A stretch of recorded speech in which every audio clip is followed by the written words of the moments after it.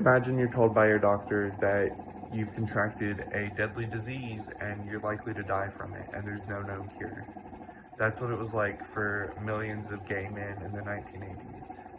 These men contracted HIV, which stands for the human immunodeficiency virus, which HIV causes AIDS, which is the autoimmune deficiency syndrome, and AIDS makes your immune system very weak by attacking it, and it can make it so weak that even the common cold or the flu could kill you easily.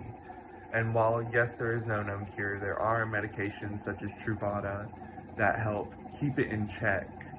They make it to where there's so little virus cells in your body that it's near impossible to transmit it, and it makes it to where HIV is very, very unlikely to transfer into AIDS, which, while yes, it is near impossible to transmit, it still can be transmitted, and HIV is transmitted through blood, sex, and breast milk. The main causes of the crisis in the 80s were ignorance and misinformation, and as the crisis was predominantly in the LGBT plus community, especially in gay men, nobody cared for the most part. The government ignored it almost completely, and nobody knew much about it either, and the CDC wasn't doing much in the beginning to help. It started in June of 1981.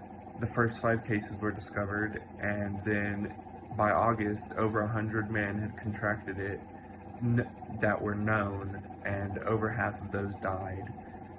By the end of 1989, 27,408 men had died from HIV. Misinformation was spreading wildly, such as many people thought only white gay men could catch it, but that was later found out that that's not the case. The government didn't really do much to help.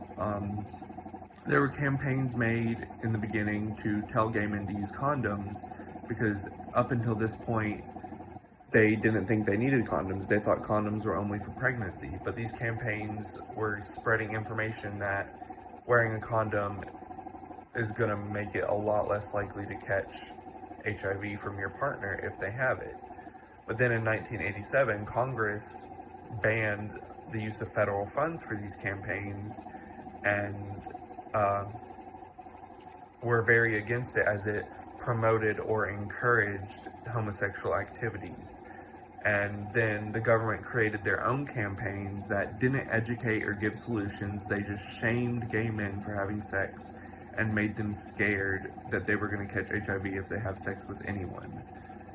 Ronald Reagan's press secretary, Larry Speakes, was interviewed by a gay interviewer, and Larry and his media team constantly made jokes throughout the interview, ignored all the questions, called it the gay plague, and were overall just very rude and disrespectful to the interviewer and all the men who had died up until this point.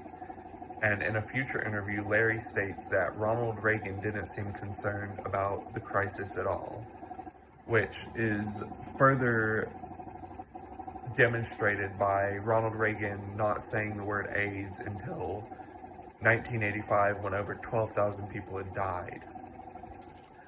Even to this day, the AIDS crisis is still prevalent because many people still have HIV and AIDS, and many people are on medication, and even to this day, gay men legally cannot give blood, and that's very ridiculous due to the fact that anyone can contract HIV and anyone is equally as likely to catch HIV as gay men.